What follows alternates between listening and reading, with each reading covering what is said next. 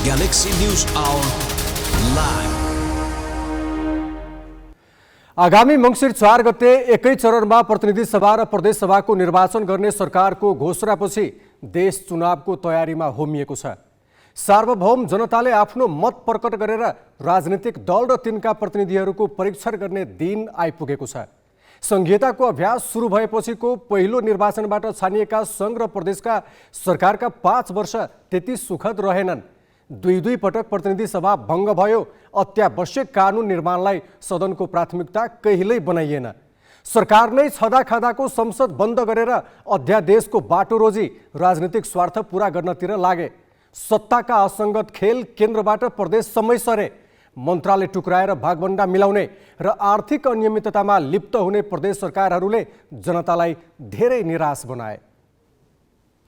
सत्तामा हाली मुहाली गरेका राजनीतिका केही पात्रहरूले आफ्नो अक्षमताको दोष सङ्घीय शासन प्रणालीमाथि थोपरिरहेका छन्। जबकि प्रणाली आफैमा खराब हुन्न, पद ओगटेर शक्तिको तुजुक देखाउने अक्षम पात्रहरूले यसलाई बदनाम गराए। विगत 5 वर्षमा विकृतिको पर्याय बनेका यस्ता पात्र र प्रवृत्तिको हिसाब मतदाताले अवश्य राखेका छन्। जनमतको अनादर गर्ने भ्रष्ट आचरणका ती प्रतिनिधिलाई दण्डित गर्ने अवसर पनि हो निर्वाचन। न्युज आवरमा आज हामी मंगिर 4 को निर्वाचनमा केन्द्रित हुनेछौँ। साथमा हुनेछ साक्षरता अभियानको नाममा सरकारले गरेको 14 वर्षदेखि खन्याइरहेको बजेटको समीक्षा।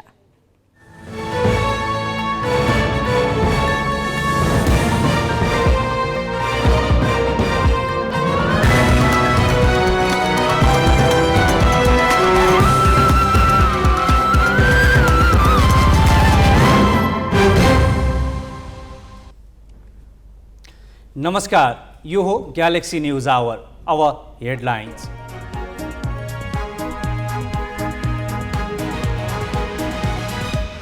प्रदेश र प्रतिनिधि सभाको चुनाव एकै चरणमा मंगिर 4 गते 1,85,00,000 मतदाता हुने अनुमान।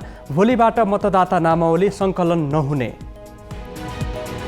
प्रतिनिधि सभा सदस्यको कार्यकालबारे बहस कायमै। मनोनयनको अघिल्लो दिनसम्म रहने सरकारको तर्क। संविधानविद भन्छन् सांसदको हैसियत सकियो। सप्तकोशी नदी बस्ती पसेपछि सुनसरी र उदयपुरका 14,000 बासिन्दा प्रभावित। 5,000 को उद्धार। पीडितको चिन्ता, अब के खाने, कहाँ बस्ने। चिनिया नागरिक अपहरणको आरोपमा काठमाडौँबाट 6 नेपाली पक्राउ। मुख्य योजनाकार नै प्रहरी भएको खुलासा। 1 करोड फिरौती माग। र अमेरिकी सभामुख पेलोसी फर्किए लगतै चीनद्वारा ताइवान नजिकै क्षेप्यास्त्र प्रहार। सैन्य कारबाहीको बहाना नबनाउन अमेरिकाको चेतावनी।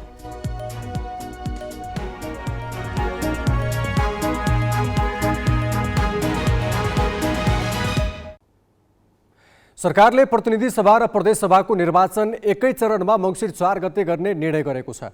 आज सिंहदरबारमा बसेको मन्त्री परिषदको बैठकले निर्वाचनको मिति तोकेको हो। निर्वाचनबाट प्रतिनिधि सभामा प्रत्यक्षतर्फ 165 र समानुपातिकतर्फ 110 तथा प्रदेश सभामा प्रत्यक्षतर्फ 330 र समानुपातिकतर्फ 220 सदस्य चयन हुनेछन्। सत्ता गठबन्धनमा रहेका शीर्ष नेताको बुधबारको बैठकमा मंगिर 4 गते निर्वाचन गर्ने सहमति भएको थियो। सहमति अनुसार नै उम्मेदवारी दर्ताको अघिल्लो दिनसम्म प्रतिनिधि सभा कायमै राख्ने गरी निर्वाचनको मिति घोषणा गरेको सरकारका प्रवक्ता ज्ञानेन्द्र बहादुर कार्कीले जानकारी दिएका छन्।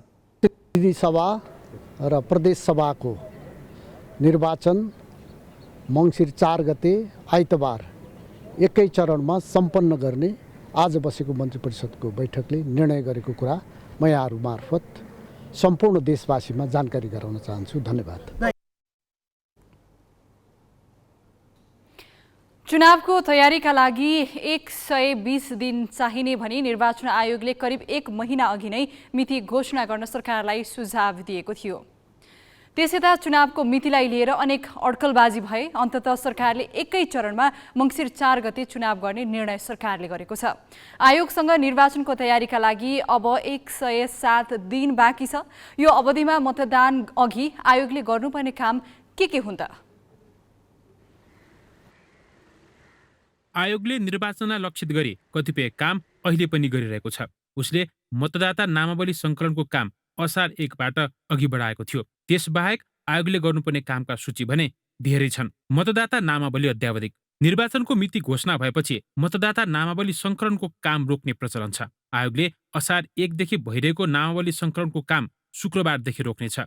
सङ्कलित नामावली र निर्वाचन क्षेत्र परिवर्तन गरेका सबै मतदाताको विवरण अद्यावधिकपछि आयोगले त्रुटि भए तिनलाई सच्याएर अन्तिम मतदाता नामावली तयार पार्नेछ।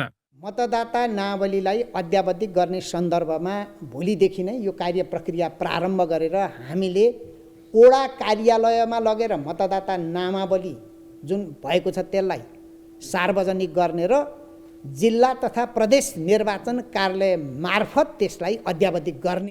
मतदान केन्द्र निर्धारण। हरेक निर्वाचनका समयमा मतदान स्थलको सङ्ख्या र केन्द्र हेरफेर गर्ने गरिन्छ। जिल्लास्थित निर्वाचन कार्यालय र जिल्ला सुरक्षा समितिको सिफारिसका आधारमा आयोगले मतदान स्थल र केन्द्र हेरफेर गर्छ। मतदाता सङ्ख्या र केन्द्र अनुसार आवश्यक मतपत्र र पेटिका पठाइने भएकाले आयोगको यो पहिलो प्राथमिकतामा पर्ने विषय हो। दल दर्ता। आयोगमा यसअघि नै दर्ता भएका राजनीतिक पार्टीले प्रदेशसभा र प्रतिनिधि सभा निर्वाचनका लागि फेरि दल दर्ता गराउनुपर्छ। यसका लागि आयोगले तोकिएको ढाँचामा निवेदन माग्छ। आइतबार दल दर्ता प्रक्रिया अगाडि बढाउने आयोगको तयारी छ। सम्भवतः आइतबारदेखि यो चाहिँ राजनीतिक दलहरू दर्ताको प्रक्रिया प्रारम्भ हुन्छ। चुनाव चिन्ह प्रदान। कानुन अनुसार दर्ता भएका दललाई निर्वाचन पूर्व आयोगले चुनाव चिन्ह प्रदान गर्छ। राष्ट्रिय मान्यता प्राप्त दलका हकमा चुनाव चिन्ह सुरक्षित रहन्छ। अन्य दलका हकमा आयोगले निर्धारण गर्छ। उम्मेदवारी दर्ताको प्रक्रिया सुरु हुनु अघि नै आयोगले दललाई चुनाव चिन्ह प्रदान गर्नेछ। समानुपातिक बन्द सूची। प्रदेशसभा र प्रतिनिधि सभा सदस्य दुई प्रकारले चुनिन्छन्, प्रत्यक्ष निर्वाचित र समानुपातिक। दलले पाएको मतका आधारमा समानुपातिक सदस्य चयन हुन्छन्। समानुपातिकतर्फ दलहरूले उम्मेदवारको सूची बुझाउनुपर्छ। दाबी विरोध तथा छानबिनपछि समानुपातिक उम्मेदवारको बन्द सूची तयार हुन्छ। दशैं अघि नै यो काम सक्ने आयोगले बताएको छ। उम्मेदवारी मनोनयन। निर्वाचनमा सबैभन्दा महत्त्वपूर्ण कडी उम्मेदवारको मनोनयन हो। आयोगले समानुपातिकतर्फ बन्द सूचीको काम सकेपछि प्रत्यक्षतर्फ उम्मेदवारी मनोनयनको प्रक्रिया अगाडि बढाउनेछ। आउँदो हप्ता नै समानुपातिक तर्फको निर्वाचन अधिकृतको कार्यालय स्थापना भएर हामी प्रक्रिया प्रारम्भ गर्छौँ। बन्द सूची नटुङ्ग्याइकन अर्को उम्मेदवारीको प्रक्रिया अगाडि लान कठिन हुने भएको हुनाले त्यसलाई हामीले छिटै सक्नुपर्ने अवस्था चाहिँ सिर्जना हुन्छ। असोजमा दशैं लगत्तै उम्मेदवारी मनोनयनको प्रक्रिया सुरु गर्ने योजना आयोगले बनाएको छ। एक साताभित्र टुङ्गिने यस प्रक्रियामा उम्मेदवारी मनोनयन, दाबी विरोध र छानबिनपछि उम्मेदवारको अन्तिम नामावली प्रकाशन हुन्छ। नामावली प्रकाशनपछि प्रचार प्रसारका लागि उम्मेदवारलाई करिब 1 महिना दिने आयोगको तयारी छ। मतपत्र छपाई। प्रत्यक्ष र समानुपातिक दुवैतर्फ राजनीतिक दल र उम्मेदवारको टुङ्गो लागेपछि आयोगले मतपत्र छाप्ने गर्छ। मतदानको 1 महिना अघिबाट मतपत्र छपाई गर्ने तयारी छ। आयोगका अनुसार मतदाताको सङ्ख्या 1,87,00,000 पुग्ने अनुमान छ। प्रतिनिधि सभा र प्रदेश सभाका लागि प्रत्यक्ष र समानुपातिकतर्फ करिब 8 करोड मतपत्र छाप्नुपर्ने आयोगको आकलन छ। जनशक्ति परिचालन। आयोगले यस अघिका चुनावलाई आधार मानेर निर्वाचनका लागि चाहिने जनशक्ति र खर्च लगायतको मोटामोटी खाका तयार पारेको छ। निर्वाचनमा निजामती कर्मचारीका अलावा सुरक्षाकर्मी र उनीहरूको सहयोगका लागि म्यादी प्रहरी परिचालन गर्नेछन्। क्यामेरामा योगेश लामाका साथमा अङ्गराज न्यौपाने र पवन पौडेल, ग्यालेक्सी 4K, काठमाडौँ। सरकारले निर्वाचनको मिति घोषणा गर्दा प्रतिनिधि सभा कायमै रहने भने पनि यसबारे अन्योल र बहस भने जीवितै छ। कतिपय सांसदहरू नै आफ्नो कार्यकाल कहिलेसम्म रहन्छ भन्ने अन्योलमा देखिन्थे भने कतिपय विज्ञहरू अझै पनि चुनाव घोषणासँगै प्रतिनिधि सभा स्वतः भङ्ग हुने तर्क गरिरहेका छन्। जुन बेला प्रतिनिधि सभाका सदस्यहरूले, सभामुखले, उपसभामुखले आफ्नो निर्वाचनका निमित्त निर्वाचन आयोगमा गएर उम्मेदवारीको मनोनयन गर्नुहुन्छ, त्यसपछि यसको कार्यकाल समाप्त हुनेछ भन्ने अहिलेको बुझाइ छ। चुनावको मिति घोषणाबारे मन्त्री परिषदको निर्णय सुनाउँदै सरकारका प्रवक्ता ज्ञानेन्द्र बहादुर कार्कीले प्रतिनिधि सभाको कार्यकाल मनोनयन दर्ता गर्ने समयसम्म रहने बताइरहँदा सिंहदरबारमै भेटिएका कतिपय सांसद आफ्नो कार्यकाल कहिलेसम्म हो भन्नेमा अन्योल नै प्रकट गरिरहेका थिए। सभामुख र उपसभामुखको कार्यकाल ठ्याक्कै तोकेर लेखिदिएको भएर त्यो सहज भएको छ र अरू सदस्यहरूको हकमा, प्रदेश सदस्य, सङ्घको सदस्यको हकमा त्यसरी नतोकेको हुनाले अलिकति कन्फ्युजन जस्तो छ। यस विषयमा एउटा कानुन आउनु पर्थ्यो, त्यसमा ढिलो भइसक्यो। जसरी राष्ट्रसभामा एउटा कानुन पारित भयो। तर कतिपय सांसद भने सरकारी तर्कसँग मुख मिलाउँदै आफूहरू 5 वर्षका लागि चुनिएकाले नयाँ चुनावको मनोनयन दर्ता अघिसम्म कायम हुनुपर्ने बताइरहेका थिए।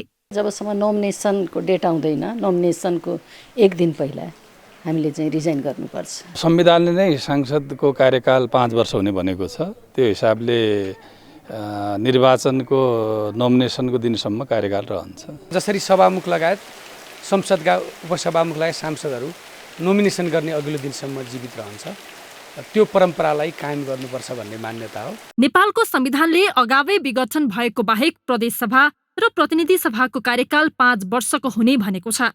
तर सांसद सदस्यको पदावधि प्रारम्भ भएको कहिलेलाई मान्ने भन्ने स्पष्ट छैन। छिमेकी मुलुक भारतमा चुनावको मिति घोषणा गरेसँगै संसद स्वत भङ्ग हुन्छ। 2047 को संविधान अनुसार नेपालमा पनि यही अभ्यास थियो। तर अहिले मनोनयन दर्ता हुने दिनसम्म कार्यकाल रहने भन्ने तर्क सरकारी पक्षबाटै आएपछि बहस झन चर्किने देखिएको छ।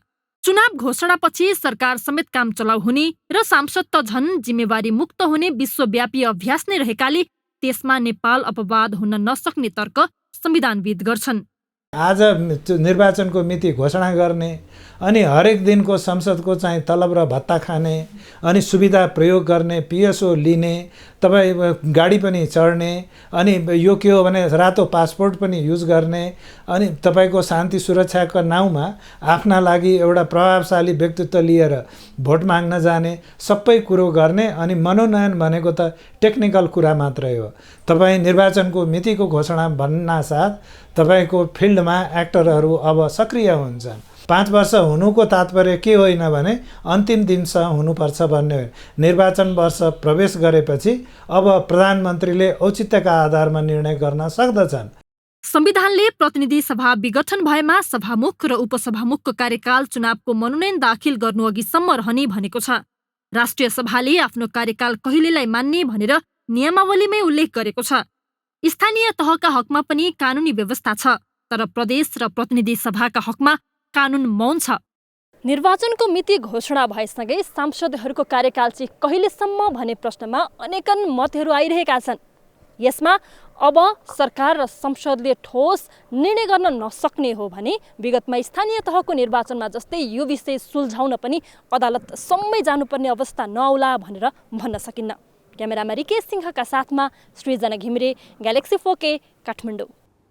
2048 सालपछि एकातिर संसद पूरा कार्यकाल टिक्न सकेन, अर्कोतिर घोषणा भएको मितिमा चुनाव भएन। यसले संसदीय व्यवस्थाभित्रका पात्र र प्रवृत्ति राम्रोसँग शुद्धिकरण हुन पाएन। यसपालि समयमै चुनाव हुनु नै सबैभन्दा सुखद पक्ष हो। अब केही न्युज संक्षेपमा। प्रधानमन्त्री शेरबहादुर देउबाको परराष्ट्र मामिला सल्लाहकारमा अरुण कुमार सुवेदी नियुक्त भएका छन्। मन्त्री परिषदको आज बसेको बैठकले जलस्रोत विज्ञको रूपमा समेत चिनिएका लेखक सुवेदीलाई परराष्ट्र सल्लाहकार नियुक्त गरेको हो। नेपाल विद्यार्थी सङ्घमा रहेर राजनीति गरेका सुवेदी अहिले व्यवसायमा संलग्न छन्। मन्त्री परिषद बैठकले केही सचिवको सरुवा पनि गरेको छ। अर्थ मन्त्रीमा माओवादी केन्द्रका नेता जनार्दन शर्माको पुनः बहालीपछि कार्यालय जान छोडेका अर्थ सचिव मधु कुमार मरासिनी प्रधानमन्त्री कार्यालयमा सरुवा भएका छन्। बजेटमा करका दर हेरफेरमा अर्थमन्त्रीले अनधिकृत व्यक्ति संलग्न गराएको र त्यसको प्रमाण हुन सक्ने सीसीटीभी दृश्य मेटाएको प्रकरणमा मरासिनी पनि आलोचित भएका थिए। अर्थ सचिवको जिम्मेवारी राजस्व सचिव कृष्णहरि पुष्करलाई दिइएको छ। मन्त्री परिषदले नेपाल वायु सेवा निगमका कार्यकारी अध्यक्ष युवराज अधिकारीलाई बर्खास्त गरेको छ। सचिवको नेतृत्वमा बनेको छानबिन समितिले 1 दर्जनभन्दा बढी आरोप लगाएपछि सरकारले अधिकारीलाई बर्खास्त गरेको हो। सरकारले उनलाई असार पहिलो साता निलम्बन गरेकामा सर्वोच्च अदालतको आदेशमा काममा फर्किएका थिए। चिनिया नागरिकको अपहरण गरी फिरौती माग्ने प्रकरणमा प्रहरी नै संलग्न भएको पाइएको छ। नेपालमा बस्दै आएका चिनिया नागरिक चुङ याङ र्याङ हवलदार कर्णबहादुर गुरुङको योजना अनुसार अपहरणमा परेको प्रहरीले बताएको छ। हवलदार गुरुङ पाटन उच्च अदालतका एक न्यायाधीशका अङ्गरक्षक हुन्। महानगरीय प्रहरी वृत्त बालाजुमा कार्यरत जवान शिव सुनारले चिनिया नागरिकलाई नियन्त्रणमा लिन हतकडीको व्यवस्था गरेका थिए। न्यायाधीशका अङ्गरक्षकले हतियार देखाएर चिनिया नागरिकलाई बन्धक बनाएको काठमाडौँ प्रहरी प्रमुख भरत बहादुर बोहराले जानकारी दिए। अपहरण गरी फिरौती मागेको आरोपमा प्रहरीले हवलदार गुरुङ र जवान सुनार सहित 6 जनालाई पक्राउ गरेको छ। चिनिया नागरिकका आफन्त 50 लाख रुपियाँ फिरौती दिन तयार भएपछि रकम लिन आएका बेला अपहरणकारीलाई पक्राउ गरिएको प्रहरीले जनाएको छ। अपहरणमा परेका चिनिया नागरिक चुङ व्यापारी पनि हुन्। उनी पनि गैरकानुनी गतिविधिमा संलग्न रहेको हुन सक्ने प्रहरीको आशंका छ।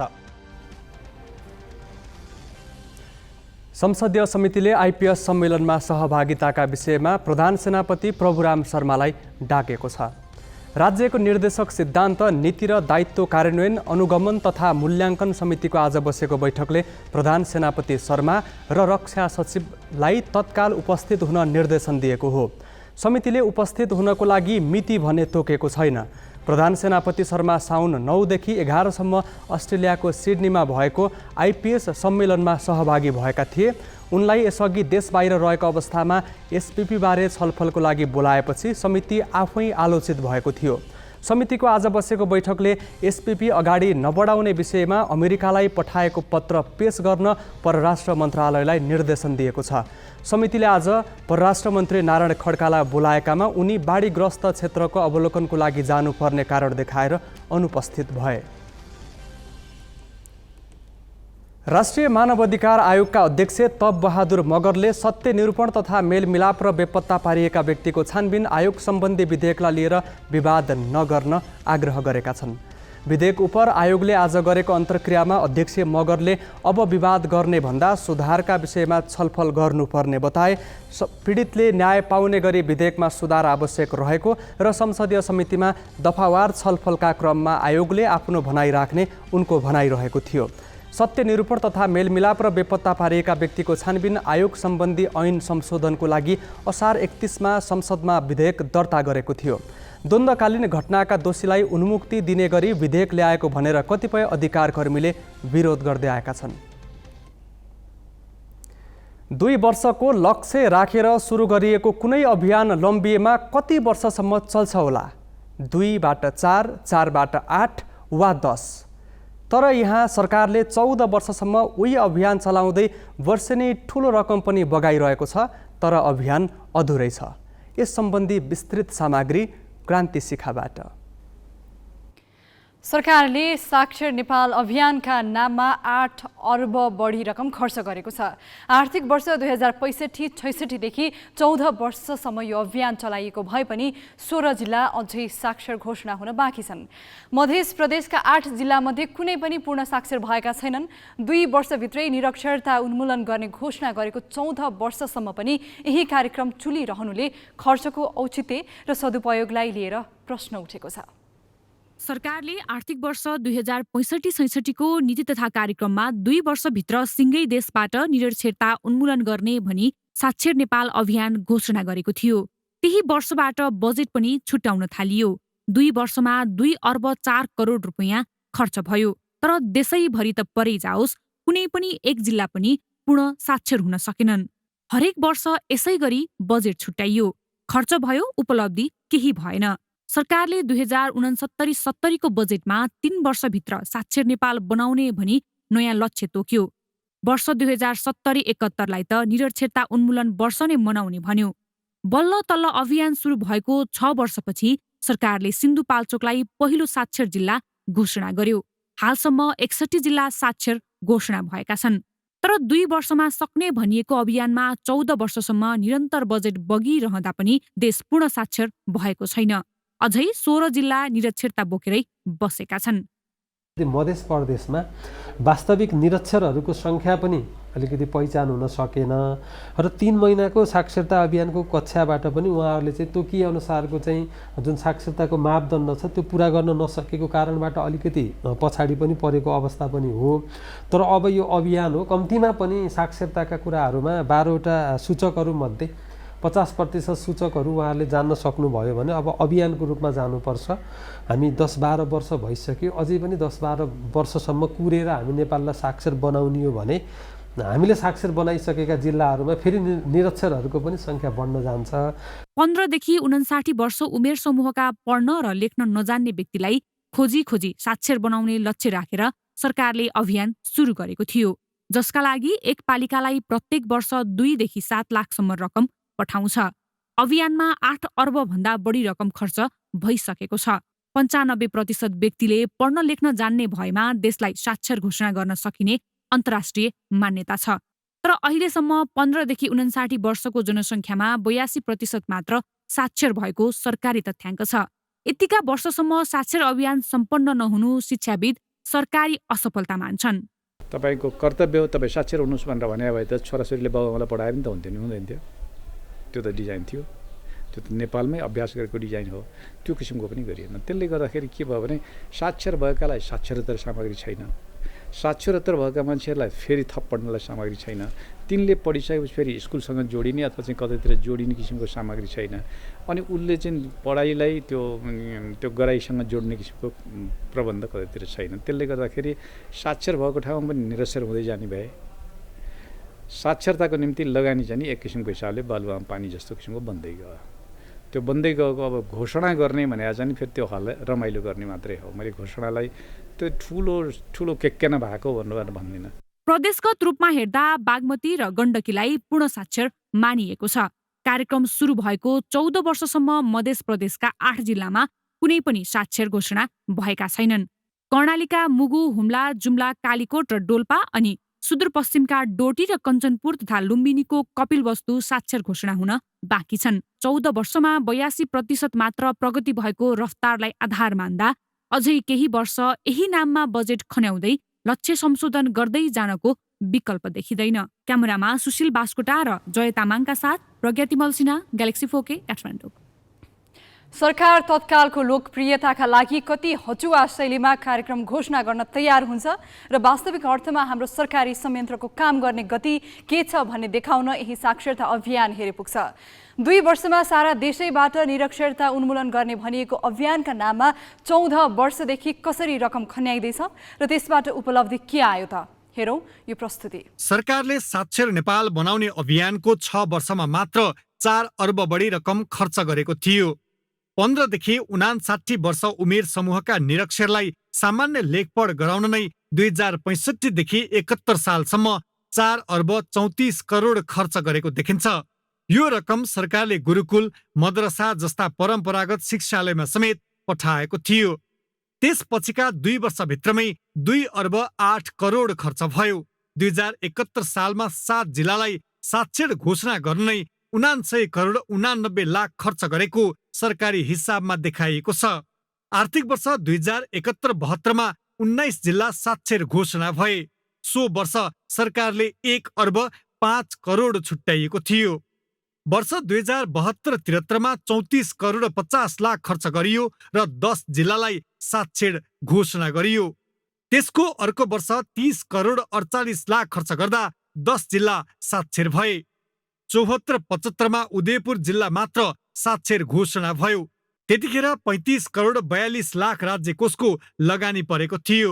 75-76 मा बजेट 44 करोड 42 लाख पुग्यो र 5 जिल्लामा निरक्षरता उन्मूलन भयो भनियो। 2076-70 मा कुनै पनि जिल्ला साक्षर घोषणा भएनन् र 54 करोड बजेट भने सिद्धियो। त्यसको अर्को वर्ष 57 करोड रकम खर्च गरेर अछाम, ताप्लेजुङ र काठमाडौँ जिल्लालाई साक्षर भएको उद्घोष गरियो। गत वर्ष 60 करोड 69 लाख बजेट लगाएर 5 जिल्ला साक्षरको सूचीमा थपिए। सरकारले यस वर्ष 16 जिल्लाका लागि 1 अर्ब 5 करोड पुर्याएको छ। प्रगति हेर्दा यो अभियान अझै सम्पन्न हुने देखिँदैन। उही नाममा वर्षेनी यति ठूलो रकम खर्च भइरहनु सामान्य छैन। त्यसैले साक्षर नेपाल अभियानका नाममा अहिलेसम्म भएको खर्च र संलग्न पक्षहरूमाथि छानबिन हुनुपर्ने देखिन्छ। अब केही न्युज संक्षेपमा। चीनले ताइवान वरपर मिसाइल प्रहार गरेको छ।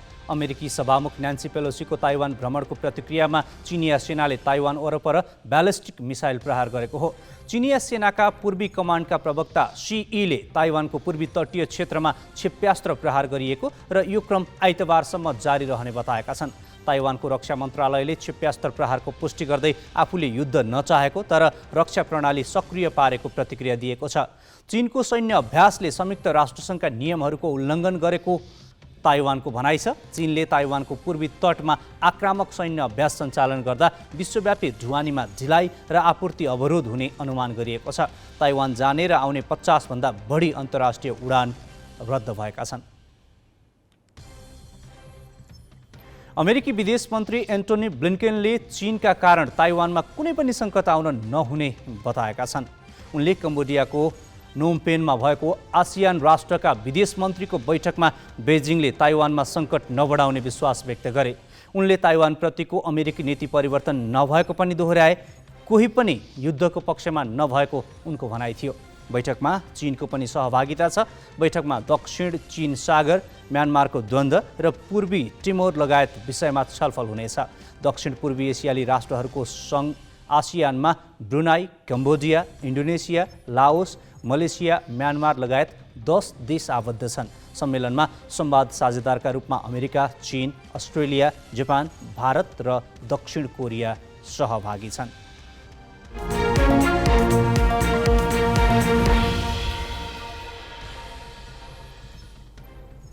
सहकारीको कारोबार अब विद्युतीय माध्यमबाट पनि गर्न सकिने भएको छ। सहकारीका सेवाग्राहीलाई छरितो सेवा र भुक्तानी प्रणालीमा सहजताको लागि एटिएम कार्ड जस्तै कोप कार्ड सञ्चालनमा ल्याइएको छ। सहकारी विकास बैंक, ग्लोबल आइएमई बैंक र स्मार्ट चोइस टेक्नोलोजीको सहकार्यमा सञ्चालनमा ल्याइएको कोप कार्डको आज भूमि व्यवस्था, सहकारी तथा गरिबी निवारण मन्त्री शशि श्रेष्ठले शुभारम्भ गरिन्। कार्ड मार्फत सहकारीका सेवाग्राहीले इन्टरनेट बैंकिङ, एसएमएस अलर्ट लगायतका सेवा पाउनेछन्। यो सेवा कार्ड मार्फत ग्लोबल आइएमईका देशभरका 250 भन्दा बढी एटिएमबाट निःशुल्क रूपमा लिन सकिनेछ। शेयर बजार आज 38.61 अङ्कको गिरावट आएको छ। 13वटै समूहले नेप्से 2148 बिन्दु अङ्कमा झारेका छन्। बजार खुलेदेखि नै नेप्से घटेको थियो। व्यापार समूहको सूचक 5% भन्दा धेरैले ओह्रालो लागेको छ। आज 19 कम्पनीको सेयर मूल्य बढ्दा 161 कम्पनीका लगानीकर्ताले गुमाएका छन्। त्यस्तै 3 अर्ब 76 करोड 80 लाख रुपियाँको कारोबार भएको छ।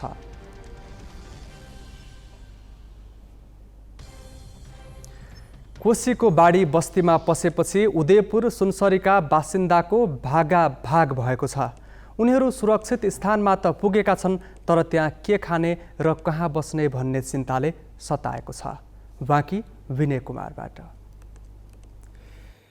हिजो बिहान अस्थायी तटबन्ध भत्काएर सप्तकोशी नदीको बङ्गालो बस्तीमा पसेपछि स्थानीय प्रदेश र संघीय जनप्रतिनिधिदेखि प्रदेश सरकार र केन्द्रका मन्त्रीहरूसम्मको लावा लस्कर लागिरहेको छ।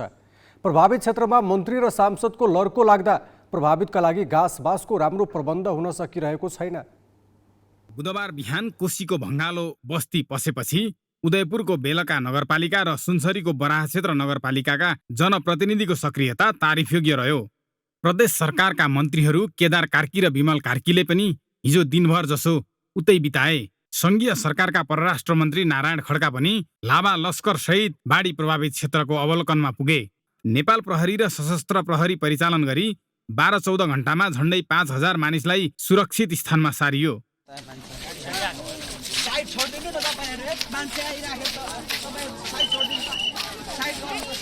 तर विस्थापितहरूको बास र गाँसको उचित प्रबन्ध गर्न भने तिनै तहका सरकार चुकिरहेका छन्। खाना बस्नु कसले न कसले रुनै ठिक र भोक पनि लागेको डर पनि लागेको। नानीहरू उता कता भगानु, वस्तु भाउ उता, घर उता, केही त छैन। के खानु? न दाउरा न आगो। कसले दाउरा ठिक पारिदिएको छ, कसले घर बनाइदिएको छ र त। अनि अर्का घरमा यत्रो मागेर बसेको। कताबाट दाउरा ल्याउनु, कताबाट पानी, खाने पानी पनि छैन, केही त छैन। के खाएर बस्नु? त्यतिकै हिजो। अहिले अब त्यही त्यहाँ गाउँलेमा त्यता उता हुनेसँग यसो हैँचो पैँचो काट्दै यसो अलिअलि शास्त्रीय काम त खाँदैछौँ। खोइ नेता कुन हो, को हो, के थाहा। स्थानीय जनप्रतिनिधि भने विस्थापितलाई राहत वितरण र बासको व्यवस्था गरिरहेको तर्क गर्छन्। प्रदेश सरकारका मन्त्रीहरू पनि जनताको जीवधनको सुरक्षा सरकारको प्राथमिकतामा रहेको र त्यसका लागि कुनै कसर बाँकी नराखिएको बताउँछन्। सुरक्षा निकायका प्रदेशका सबै प्रमुखहरू पनि यही अहिलेको बैठकमा हामी बसेर यहाँ उद्धार राहतमा चाहिँ प्रदेश सरकारको चाहिँ के भन्छ समन्वयात्मक भूमिका निर्वाह गरेर जनताको जीवज्यान बचाउने पहिलो प्राथमिकता हो। त्यसमा प्रदेश सरकार के भन्छ जोडतोडले लागेको छ, त्यसमा लाग्छ। बेलकाको डुम्री बोटेमा तटबन्ध भत्काएर कोशी बस्तीमा पस्दा सुनसरी र उदयपुरका 2500 घरधुरीका करिब 14000 मानिस प्रभावित भएका छन्। बाढी बस्तीमा पसेपछि धेरैले आफ्नो बन्दोबस्त आफै मिलाए भने 250 घर परिवारलाई बेलका नगरपालिकाका सामुदायिक विद्यालय र सामुदायिक भवनमा राखिएको छ। अहिलेसम्म प्रभावित क्षेत्रका करिब 1200 घर परिवार विस्थापित भइसकेका छन्। नदीमा पानीको बहाव केही कम भए पनि प्रभावित क्षेत्रमा डुबान र कटान भइरहेको छ। डुबान क्षेत्र नछाडेका श्रीलङ्का टप्पुका बासिन्दालाई सतर्क रहन जिल्ला प्रशासनले आग्रह गरेको छ। ग्यालेक्सी फुकेका लागि सुनसरीबाट प्रकाश तिमसिनाको रिपोर्ट। बजेट निर्माणमा अनधिकृत व्यक्तिको संलग्नताबारे छानबिन गर्न गठन भएको संसदीय समिति पाइलामा राजनीतिक दबाव र स्वार्थबाट प्रभावित भएको पाइएको छ। छानबिन समितिले आरोपित मन्त्री जनार्दन शर्मा तथा अर्थ मन्त्रालयका कर्मचारी लगायतसँग कुराकानी गरेर प्रतिवेदन त बनायो, तर यस्ता घटनामा हुने अनुसन्धानको सामान्य प्रक्रिया नै पूरा गरिएन। आरोप लगाइएका व्यक्तिबाटै प्रमाण मागी त्यसैमै भर परेर समितिले प्रतिवेदन तयार पार्दा छानबिन नै अपत्यारिलो बन्न पुगेको छ। संसदीय छानबिन विशेष समितिले 17 दिन लगाएर छानबिन प्रतिवेदन बनायो। छानबिन प्रतिवेदन बुझाइसकेपछि अहिले प्रतिवेदनमाथि नै प्रश्न उठ्न थालेका छन्। जुन प्रक्रिया र पद्धतिले छानबिन भए, जसरी व्यक्तिहरूलाई बोलाएर जानकारी लिने काम भयो, त्यसले न कुनै तथ्य दियो न कुनै प्रमाण नै। 17 दिनमा संसदीय समितिको बैठक 23 पटक बस्यो। समितिले 75 घण्टासम्म अर्थ मन्त्रालयमा बजेट निर्माणका क्रममा भएको भनिएको बाहिरिया व्यक्तिको संलग्नताबारे बन्द कोठामा छलफल गर्यो, तर परिणाम भने निस्किएन। न त राजस्वका दरमा हेरफेरको प्रमाण भेट्यो, न त सीसीटीभीका दृश्य नै हेर्न पायो। भेटियोस् पनि कसरी? अरू सामान्य घटनामा जुन प्रक्रियाबाट प्रमाण जुटाउने काम हुन्छ, सिंहदरबारभित्रै भएको घटनामा त्यति पनि गरिएन। अर्थ मन्त्रालयमा बाहिरियाको प्रवेश र दृश्य नष्ट प्रकरणमा शङ्काको घेरामा रहेका अर्थमन्त्री जनार्दन शर्मा र बाहिरिया व्यक्ति भनिएकाको कल डिटेल र मोबाइल लोकेसन ट्र्याकिङ गरी विश्लेषण गर्न एमाले सांसदले माग गरेका थिए। माओवादी सांसदले गोपनीयता हनन हुने जिकिर गरेपछि त्यो विषय त्यही थाती रह्यो। अर्थमन्त्री शर्मा र सचिव मधु कुमार मरासिनी लगायतले समिति समक्ष दिएको बयान सही हो कि होइन भनेर पोलिग्राफ टेस्ट गर्ने प्रविधि पनि देशमै थियो। चोरी र लुटपाटका घटनामा प्रयोग गरिने अत्याधुनिक प्रविधि देशमै हुँदाहुँदै ती प्रयोगै गरिएन। त्यो जो मान्छेहरू सहमति नसँग बयान लिने, तिनका कल डिटेलहरू हेर्ने, त्यो कोसँग सम्बन्धित त्यो चिजहरू हेर्ने, त्यहाँभित्र छिर्या मान्छेहरू को हुनसक्छ, को हो त्यो चिज हेर्ने, अहिले त सही ठाउँमा प्राविधिक छ, सिसी क्यामेरा जोडिएका छन्, ती चिजहरू हेर्ने र कुनै सङ्कित मान्छेहरू छ, अहिले त पोलियोग्राफ पनि आइसकेका छ क्यारे, त्यसमा हेर्ने। अब त्यो चिजहरू हो। कसैलाई बचाउनु पर्यो भने छानबिन समिति गर्छन् कि कसैलाई फसाउनु भने गरिदिन्छ। त्यसबाट कुनै तथ्य आउँछ, सही कुरा आउँछ भन्ने कुरै अहिलेसम्म छैन। जनतालाई त्यो विश्वासै छैन कहिले पनि। अर्थ मन्त्रालयमा अहिले 12वटा क्यामेरा जडान भएका छन्। तिनले खिचेका दृश्य 2 टेराबाइटको हार्ड डिस्कमा भण्डारण हुन्छ। 2 टेराबाइट भनेको 2000 GB स्पेस हो। अर्थले 13 दिनपछि भिडियो स्वतः मेटिन्छ भन्ने जवाफ दिँदा समितिले साँच्चीकै त्यो 13 दिनसम्म मात्र सेभ हुने क्षमताको हो वा बढी पनि हुन्छ भनेर सत्यापन गरेन, त्यसको जाँच पनि गरेन। प्रमाण मेटाएको आरोप लागेकाहरूले जे भने त्यही पत्याइ बस्यो। समितिका सदस्यले रिकभर नगर्दै त्यहाँ 13 दिनभन्दा पुरानो भिडियो पनि देखिएको थियो।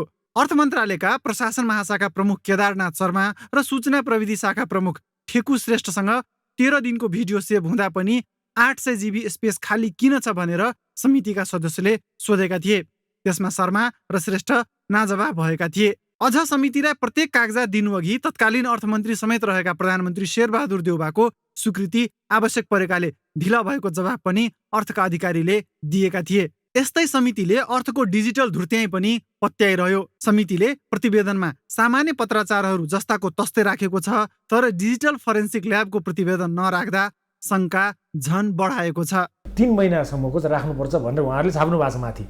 अब हेर्नुहोस् है, तल आएर के लेख्नु भएको छ, गृह मन्त्रालयले पनि 15 दिनको राखेको छ, उसले पनि 13 दिन 15 दिनको राखेको छ। अब भनेपछि यो त सिधै उहाँहरूले कारवाही गर्नुपर्ने होइन, फोरेन्सिकले के रिपोर्ट दियो त भन्ने कुरो भइदिएको भए अलिकति हामीलाई टेक्निकली यस्तो गरेको रहेनछ भन्ने। किन यहाँ कुरा के आएको थियो भन्दाखेरि हार्ड ड्राइभलाई ट्याम्पर गरियो कि भएको डेटा डिलिट गरियो कि भन्ने कुराको हो नि त विश्वसनीयता त। यदि होइन हामीले केही पनि गरेका छैनौँ भन्ने कुरा त्यहाँबाट प्रुफ भइदिएको भए त त्यसलाई सजिलोसँग एक्सेप्ट गर्न सकिन्थ्यो होला हामीले। नेपाल प्रहरीको फोरेन्सिक ल्याबमा हार्ड डिस्क पठाउँदा त्यसको पूर्ण विवरण आउन कम्तीमा 10 दिन लाग्ने प्रहरीले बताएको थियो। तर समितिले 3 गते हार्ड डिस्क पठाएर प्रतिवेदन चाँडो दिन दबाब दियो र प्रहरीले 9 गते नै भ्याएसम्मको काम गरेर फर्काइदियो। समितिले पनि 17 दिनमा काम नसकेकाले दोस्रो पटक म्याद थप्न आग्रह गर्दा सभामुख अग्नि सापकोटाले नै प्रतिवेदन चाँडो दिन दबाब दिएका थिए। यसरी हेर्दा छानबिन प्रभावित पार्न पाइला पाइलामा राजनीतिक हस्तक्षेप र स्वार्थले काम गरेको देखिन्छ। क्यामेरामा योगेश लामाका साथ जितेन्द्र झा, काठमाडौँ। मध्य प्रदेशको बेटी पढाऊ बेटी बचाऊ कार्यक्रम अन्तर्गत खरिद गरिएका साइकलमा 10 करोड 33 लाख भ्रष्टाचार भएको निष्कर्ष सहित अख्तियारले कर्मचारी र आपूर्तिकर्ता गरी 8 जना विरुद्ध भ्रष्टाचार मुद्दा दायर गरेको छ। यो कार्यक्रम मुख्यमन्त्री लालबाबु राउतको प्रत्यक्ष चासो जोडिएको र मुख्यमन्त्री कार्यालयबाटै कार्यान्वयन भएको हो। तर अख्तियारले कर्मचारीलाई मात्रै दोषी देखाएर मुद्दा चलाएको छ भने राजनीतिक नेतृत्व जोगिएको छ। तर मुख्यमन्त्रीकै कार्यालयका कर्मचारीले यति ठुलो घोटाला राजनीतिक नेतृत्वलाई थाहै नदिई गरे होलान् त? यो प्रश्न टड्कारो बनेर अगाडि आएको छ।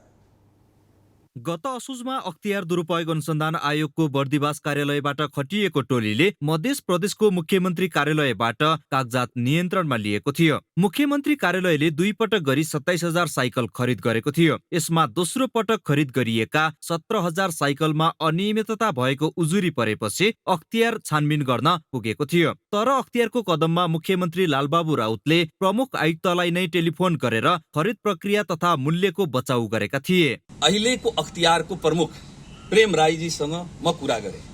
यो तरिका के हो, जुन किसिमले तरिकाले प्रस्तुत यहाँ अख्तियारका प्रमुखहरू भए, अख्तियारका यहाँ बर्दिवासका टिम चाहिँ प्रस्तुत भए, त्यो चाहिँ कुनै किसिमको सही छैन। उहाँले पनि यो कुरालाई स्वीकार गर्नुभयो, तरिका गलत छ, यसरी हुनु हुँदैन थियो भनेर उहाँले पनि स्वीकार गर्नुभयो।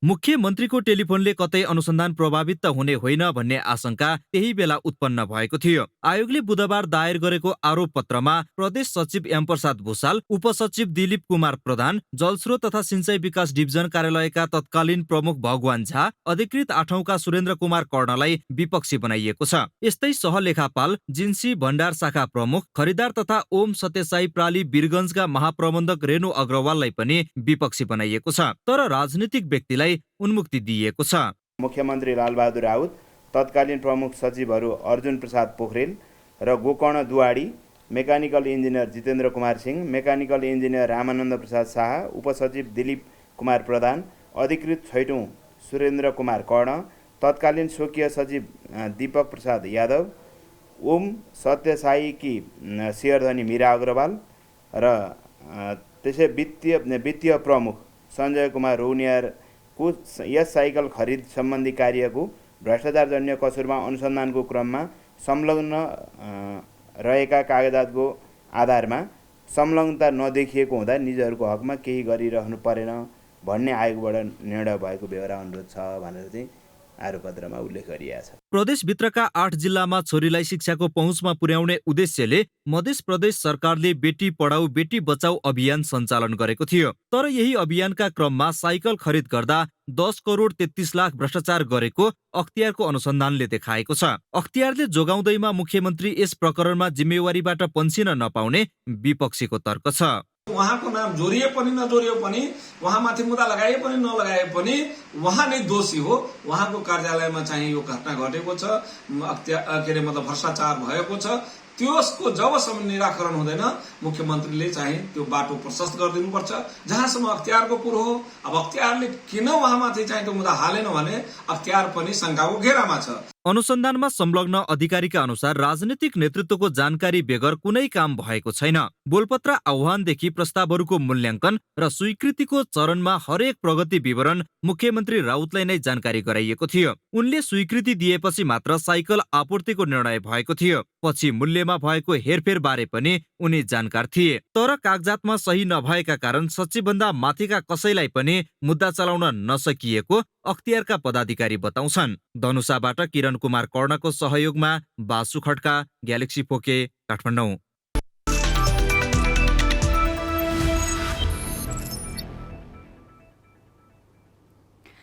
साफ अन्डर-20 च्याम्पियनसिपमा शानदार सुरुवात गरे पनि अत्यन्त खराब नतिजा सहित नेपाली युवा टोली आज स्वदेश फर्किएको छ। खेलेका 4 खेलमध्ये 2मा शानदार जित निकाल्दा 1 बराबरीमा रोकियो अनि सधैँको दावेदार भारतसँग हालसम्मकै लज्जास्पद हार बिहोर्यो। भारतसँग नेपाल 8-0 को लज्जास्पद नतिजामा पराजित भयो। यही हार प्रतियोगिताको फाइनल प्रवेश गर्न नसक्ने कारण बन्यो। भारतसँगको पराजय हार मात्र होइन कि नेपाली अन्डर एज टिमको वास्तविक स्तर पनि हो। अन्डर 20 टिम राष्ट्रिय टिमको भविष्य पनि हो। अन्डर एज टिम कमजोर हुनुको अर्थ भोलिको राष्ट्रिय टिम पनि कमजोर हुनु हो। विगतलाई हेर्ने हो भने उमेर समूहमा नेपालको दबदबा थियो। यो कुरा इतिहास बनेको छ। इन्फाको संरचनामा अहिले एकाडेमी केन्द्रमा नै छैन। इन्फाले युवा खेलाडी उत्पादनमा व्यवस्था गरेको छ। पहिले एकाडेमीका खेलाडीकै कारण उमेर समूह निखारिएको थियो। खराब प्रदर्शनको प्रमुख कारण पनि यही हो।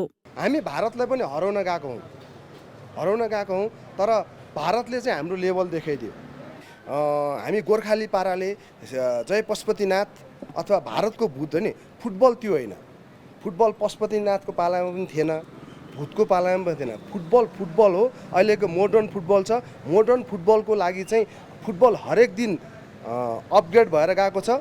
हामी त्यसको लागि फुटबललाई माया गर्ने र फुटबलमा लागेको मान्छेहरू चाहिँ अप टु डेट हुनुपर्छ। एक्ज्याक्टली।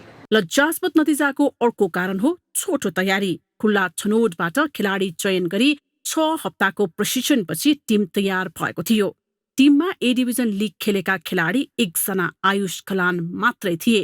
टिममा अनुभव नभएका र एक्सपोजर नपाएका खेलाडीकै बाहुल्यता रह्यो। अन्तर्राष्ट्रिय एक्सपोजर त टाढाको कुरा, उमेर समूहका लागि घरेलु प्रतियोगिताको आयोजना ठप्प प्राय छ। अन्डर एजका एकाडेमी थियो, खेलहरू निरन्तर हुन्थ्यो भयो होइन, त्यतिखेर राम्रो थियो। अब अहिले चाहिँ हामीले गएको कार्यकालमा एउटा एक एजको खेलाडीहरू मात्रै राख्यौँ। अब हामी चाहिँ एकाडेमीलाई चाहिँ थुप्रै मोडलमा गर्ने सोच बनाइरहेछौँ। भारतसँग डराउने परम्परागत र मनोवैज्ञानिक कारणले पनि प्रतियोगितामा निरन्तरता पायो। तर टिम भने भारतको स्तर बढेको बताउँछ। बङ्गलादेशले हराउन सक्ने भारतलाई नेपालले हराउन सक्दैन भन्ने हुँदैन।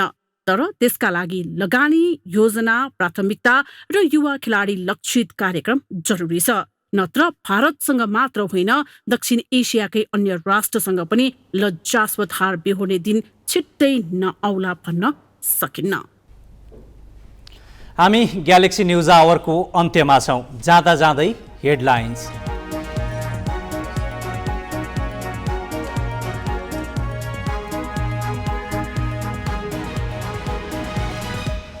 प्रदेश र प्रतिनिधि सभाको चुनाव एकै चरणमा मङ्सिर 4 गते 1,85,00,000 मतदाता हुने अनुमान।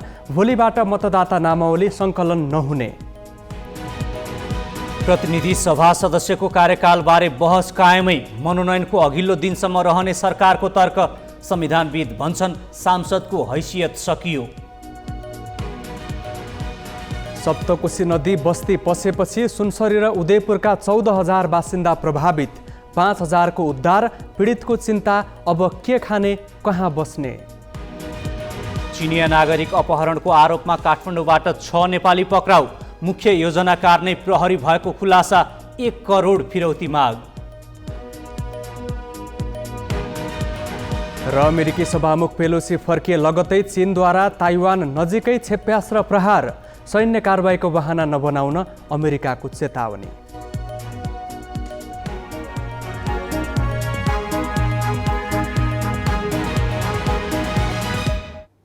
आजलाई ग्यालेक्सी न्युज आवर सकियो।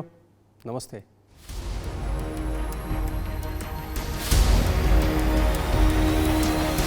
This is Galaxy News Hour Live.